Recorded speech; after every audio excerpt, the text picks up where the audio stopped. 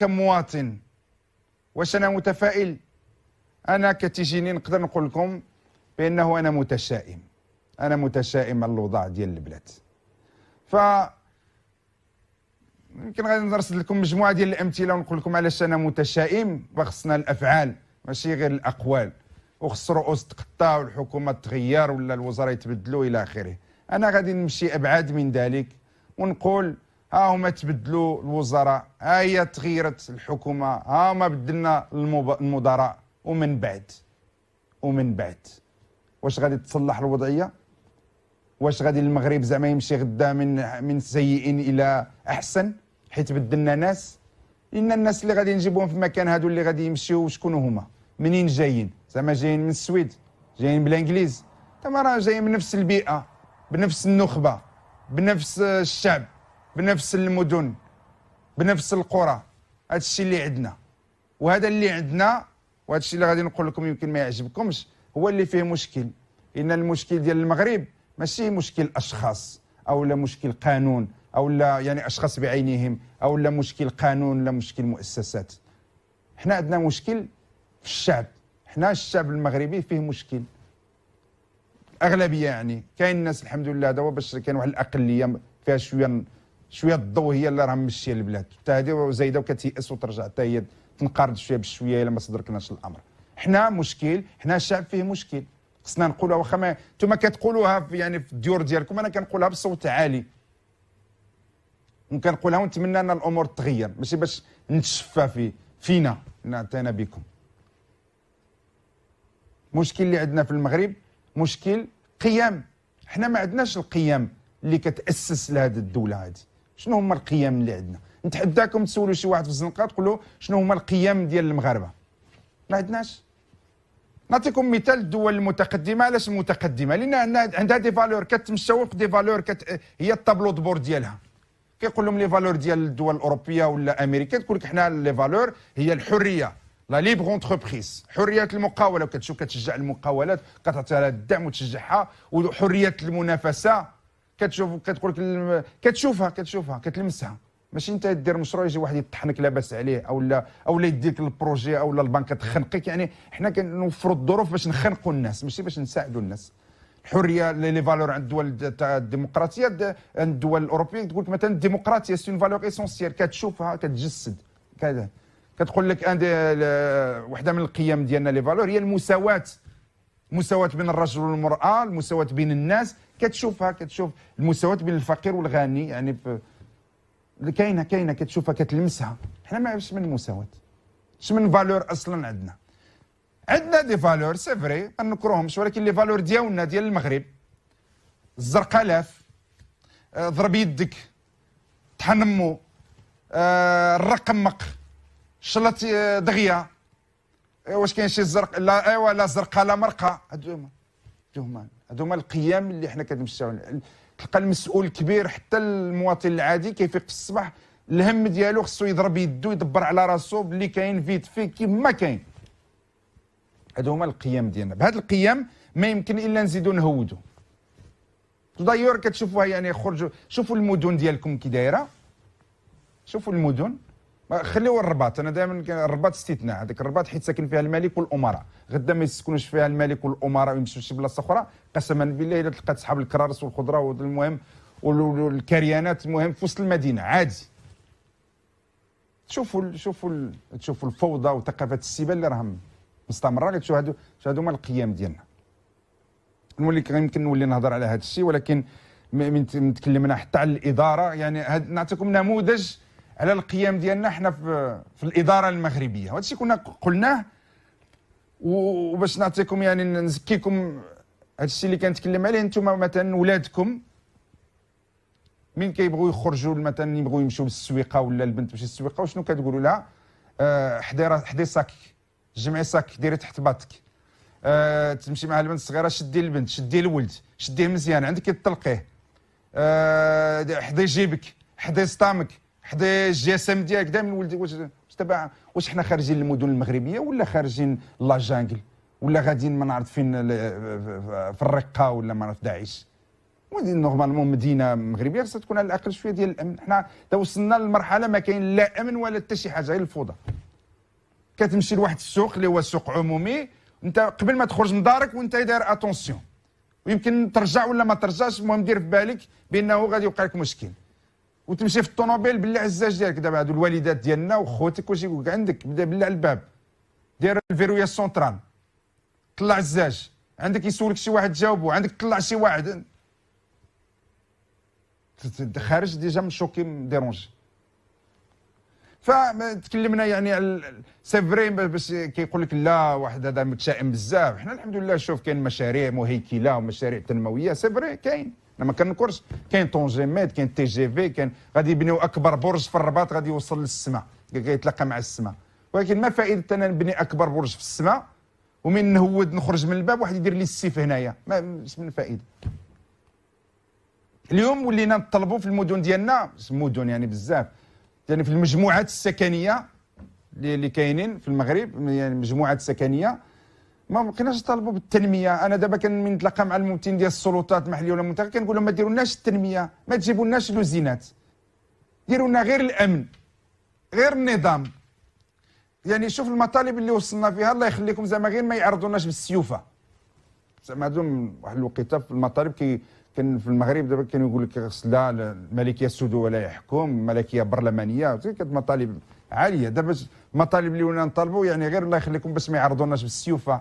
الله يخليكم راه الزبل بزاف، راه ما قديناش نتنفسوا، راه مشكل. الله يخليك راه الباعه ما يسمى بالباعه المتجولين هما في الحقيقه هذوك يعني مافيات الان اصبحت لنا، هذوك عندهم ولا عندهم اكثر بالسانديكا، يعني النقابه منظمه اكثر باليو ام تي وهذاك الشيء، عندهم مجهد عند هما اللي كيديروا القانون في المدن، كيبلعوا الطرقات. يعني والله العظيم كاين شي مدن الطوبيس ما يقدرش يفوت، الطوبيس يعني الطوبيس لي بومبي ما يقدروش يدوزوا لهم، ما عندهم اوقات ديالهم، كيبلعوا المدن.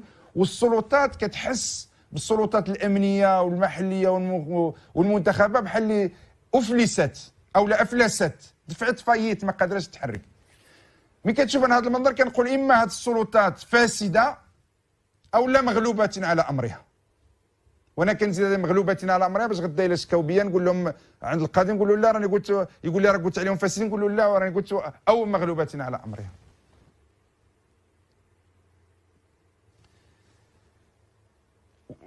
النموذج التنموي ديالنا خص يتعاد فيه النظر. إنا وصلنا لواحد يعني وعطى في شي مجالات، يلا ها راني متفائل. حنا يعني سيدي حنا ماشي بلد متخلف، حنا ماشي بلد متقدم، حنا بلد في طريق النمو بزاف. يلا عاود ما خصناش نعيق بزاف، حنا بلد في طريق غير معبده في النمو. يعني حنا بلد في لا بيست ديال النمو، يعني بيست يعني ديال التراب، الحجر، الغيس، تشوفوا ماشي طريقه عاديه ديال النمو. يعني الطريقه هذيك سهله راك غادي فيها غيتوصل النمو. بهذا الوضع اللي غادي فيه المغرب حنا غادي في واحد لابيست، يعني مره نطيحوا، مره نتقردوا، مره نزيدوا، مره نتعثروا، مره نوليو اللور، مره تجي الفيضانات نغرقوا. هذا هو حنا في هذا الطريق. وانا قلت سي فري كاين مشاريع كبيره ولكن ماشي كافيه. الا كان الشعب فيه مشكل، الا كان الشعب ماشي مربي. حنا عندنا واحد الجيل راه طالع ديال الشباب غير الله يحفظ ويستر، وهذا الشيء جاي من التعليم اللي توا افلس. شنو هما الاسباب؟ هذيك حاجه اخرى. وانت دابا كيقول لك اصلاحات في التعليم، ما خصنا اصلاحات، خصنا اصلاحات في المقررات. بشر ماشي مربي، وغادي كل عام كيخرج لنا بشر ماشي مربي، شباب ماشي مربي، شباب ما يعرفش يهضر، شباب مكلخ، شباب كيسب، شباب ما كيحترمش، شباب ما يعني السلطه امامه لا تعبر عن شيء. شباب غادي في الوسط ديال في انفا، في وسط العاصمه الاقتصاديه، في وسط ما يسمى بالمدينه الذكيه، اكبر مدينه ذكيه في الاخر في افريقيا، فاينانس سيتي، ما عرفتش شنو السماوات، يعني ما كاينش اللي يقدنا.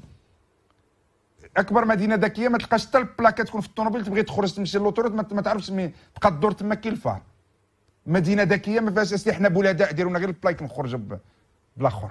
شنو مدينه ذكيه؟ كنت في وسط انفا، طوبيس فايت راكبين فوقه، ماشي في الوسط، خلينا بالطوبيسات اللي مهترئين ما فيهم ما يتشاف دابا في المدن كامله، وفوق الطوا فوق السطح ديال الطوبيس الشباب تما مقرقب خاونين البلاكه ديال ستوب كيطبلوا بها، قدامي شي قوريات كيصوروهم بلي زاباري فوتو، وهذوك الشباب كيديروا لهم شي اشارات جنسيه في وسط العاصمه الاقتصاديه، وهذه مدينه ذكيه. واش هاد الناس ما فاتوش على بوليس؟ واش هاد البلاد ما فيهاش الامن؟ وهذوك الكاميرات ديال المراقبه كيعجبوك في الاخبار، وكاميرات مراقبه وهنا يزود رقم 5، ولكن كتمشي عند الواقع. واش هذوك ما فاتوش على البوليس؟ واش ما عندناش وحدات ديال التدخل؟ واش ما كاينش مصيبه؟ واش بهادو غادي نديروا التقدم؟ هادو هما البشر اللي راه طالع، وهادو هما اللي غادي يوليو اغلبيه. وهذه هي التربيه فين وصلتنا، التربيه ديال التعليم العمومي اللي ما بقى يعني انا كنهضر ماشي حتى على الماديات ولا المدارس ولا البنايات، انا كنهضر حتى المقررات ديالنا انتجت جيلا يعني كارثي.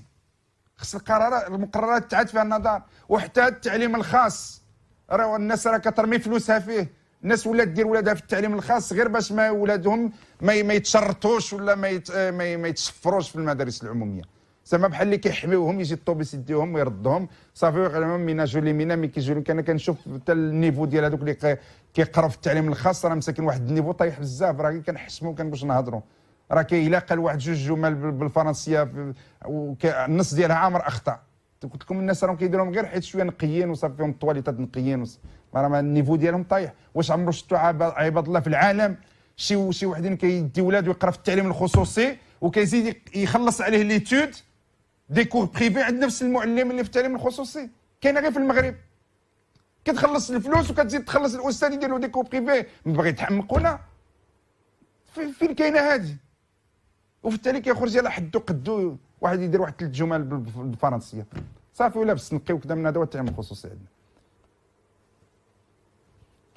المدن ديالنا كما قلت المشروع ماشي المشروع كامل التنموي ديال البلاد خصو يتعاد فيه النظر، لانه وصل لواحد الحد اللي هو غاديين في الافلاس، غاديين في المشاكل. والمشروع راه ماشي خصنا اوروبا، لا ماشي هذاك هو النموذج بزاف علينا، ماشي جنوب اسبانيا والبرتغال هذاك بزاف علينا. على حسب ما كنشوف النموذج يلاه سبته المحتله ومنين هي المحتله، هذا هو النموذج اللي عندنا. الا قدرنا نوصلوا راه بزاف. عمرو شفتوا في العالم شي ناس تقول لهم دابا السبته ديال المغرب يقول لك هي سبته مغربيه ومنين هي مغربيه، تقول لهم نرجعوها دابا يقول لك لا حرام. هادشي كتقولوه ولا لا؟ الا كان كذب عليكم قولوها. نتوما كتقولوها في الديور ديالكم في المقاهي في الجلسات ديالكم، نتوما كتقولوا لا دابا ما نقدروش نردوا سبته ومنين هي حرام، غادي نضيعوها، خليها راه نقيه دابا عند اسبانيا. وبكره ناس يزيدوا يديو معاها شويه بني نصار وشويه الناظور وشويه تطوان، حتى هما الا قدروا يديوهم شويه وناتوندون بعدو نرجعوهم. شكون اللي كيسير هاد المدن؟ ولا شكون اللي كيسير؟ السلطات المحليه والمنتخبه بجوج، السياسيين ورجال السلطه. فملي كتشوف هاد الوضع كتقول اما فاسدين او لا مغلوبين على امرهم.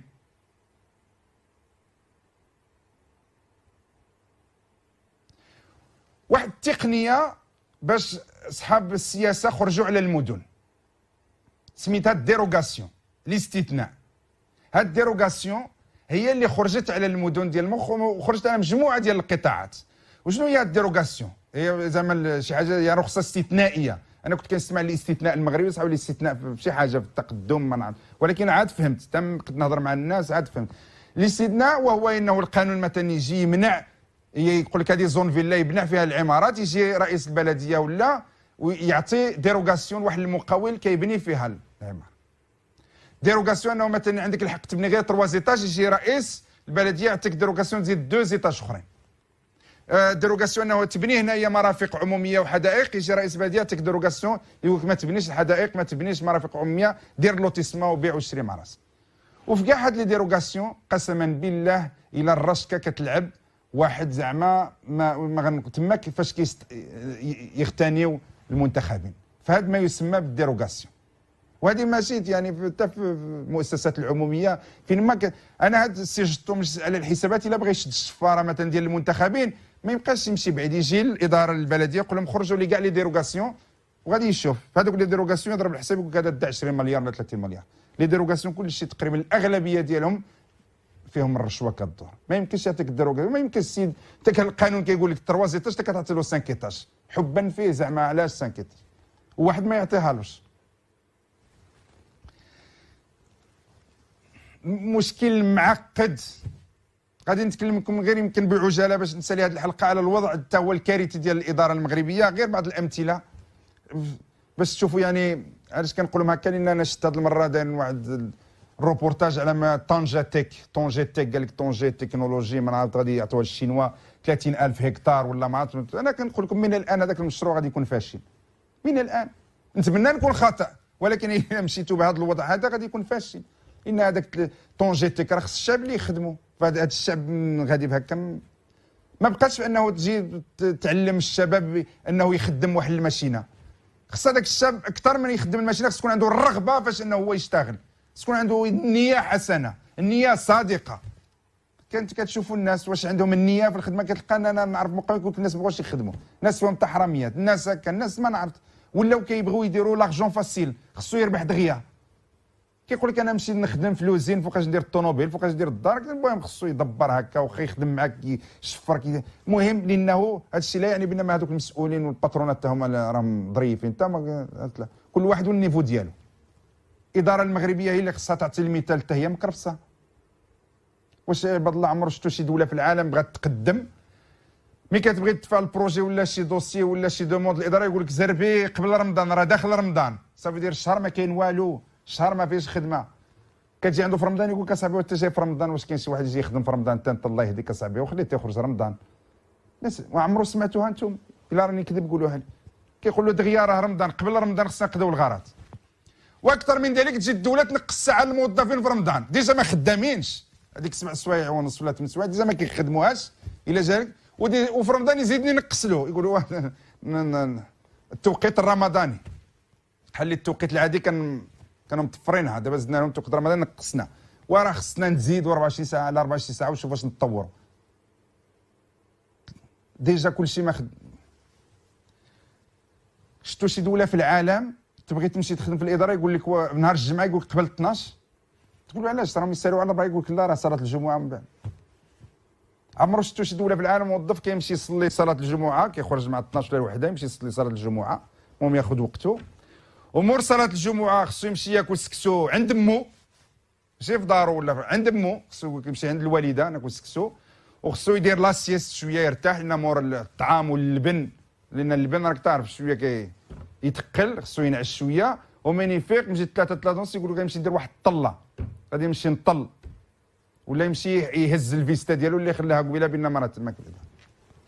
وبلاش غادي يجيو الشينوا غادي يجيو يخدموا معهم الناس بهذه الطريقه. خصو الجمعه بعد العشيه مشات، رمضان الشهر حتى واحد ما كيخدم ولا كيخدم كلشي نص معكاز، نص فيه النعاس نص ما جايش، غادي تخدموا مع الشينوا طونجيتيك 30,000 هكتار ولا ما 3000 هكتار.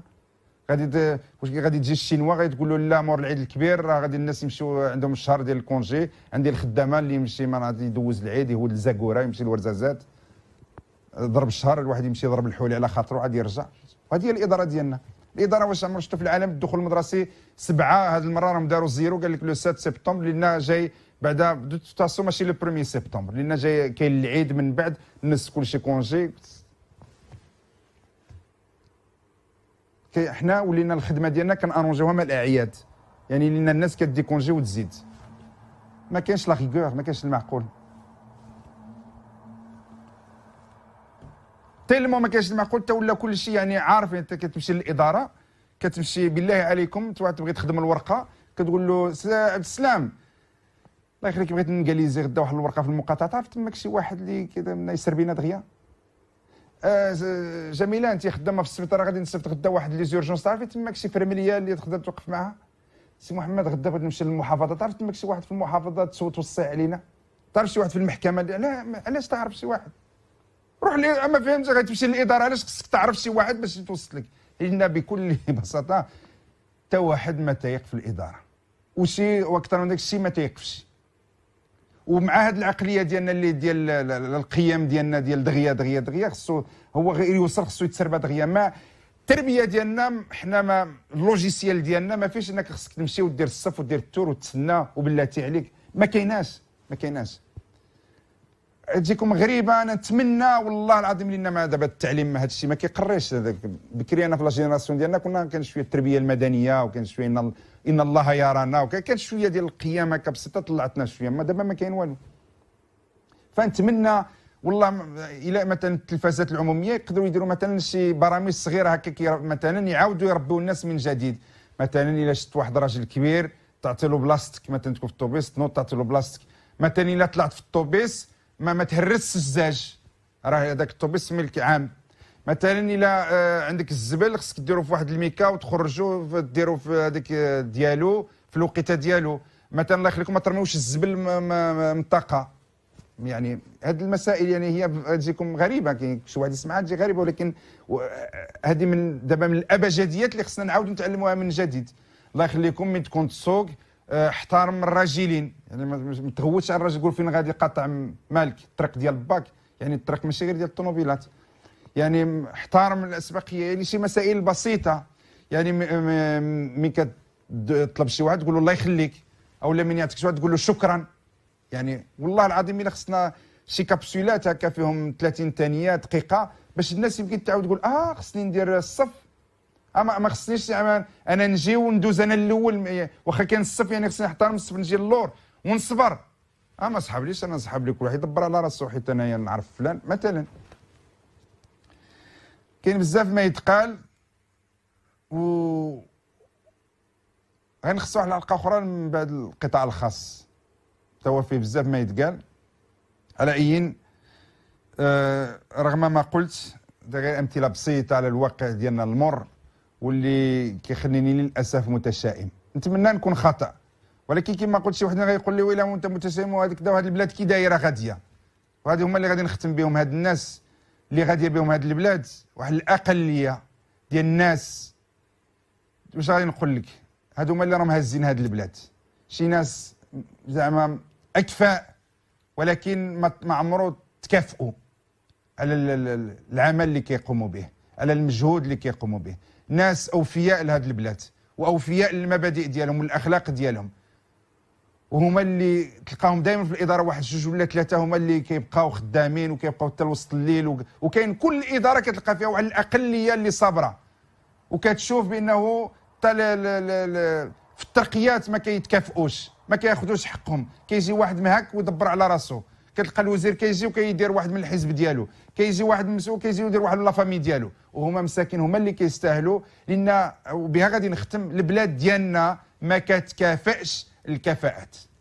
انا وهذه غادي نقولها لكم باش ما يبقاش فيكم الخطر. ان فوا انتم عارفينها ولكن غادي ناكدها. حنا البلاد ديالنا ما كتكافئش اللي عندهم الكفاءات. الناس المعقولين اللي خدامين والله ما كيوصلوا. كيبقى يماه تماك. والحمد لله هاد الناس واخا هكا باقيين شادين ولكن حتى هما باقيين يأسوا وكينقرضوا شويه بشويه. لهذا انا كندق ناقوس الخطر عباد الله. راه حتى هاد الاقليه اللي مسكينه صابره واكله الدق وخدامه وشاده البلاد حتى هي باقي كتيأس. لان كتشوف اللي كيتجازاو غير ولد فلان صاحب فلان بالعائله ديال فلان اللي مدبر على راسو. هادو هما اللي مدبرين على راسهم كيديو لي بوست. البلاد ديالنا ما كتكافاش. وإلا بغيت توصل انا نعطيك دابا لا روسيت. انا نعطيك لا روسيت اسمح لي على التعبير. اما تكون بليد دير راسك بليد. المهم خصك دير المهم كاين اللي كفء ولكن مسكين تا هو باش يوصل خصو يدير راسو بليد. زائد يعني نعمس وخس. ان الى غدا مثلا بينت راسك بان مثلا انت بينت الكفاءه ديالك يعني طبيعيين ومثلا قلت لا ما يمكنش صراحه هكذا. من يقول لك واش تا ابدا فيه الفهمت ايوا حتى الفرصه هذا ما ماشي بكم زعما قلنا نفتحوا للمجتمع ونجيبوا يعني من الطبقات الشعبيه نعطيهم مسويها بدا يفهم. تقول لا راه غير انا كنظن بان يعني هذه الخطه ما يمكنش الصح لان واش انا راه قلت لكم بان ما خليونا في ديالنا اللي يفهمونا الله يجيب اللي فهمنا. لان هذا ما سبنا بهذه العقليه ديال برا ولا هذه العقليه من ديال هذه ما عاد فين نقرا حسب راسو. راه انا متشائم نتمنى نكون خطأ. شكرا.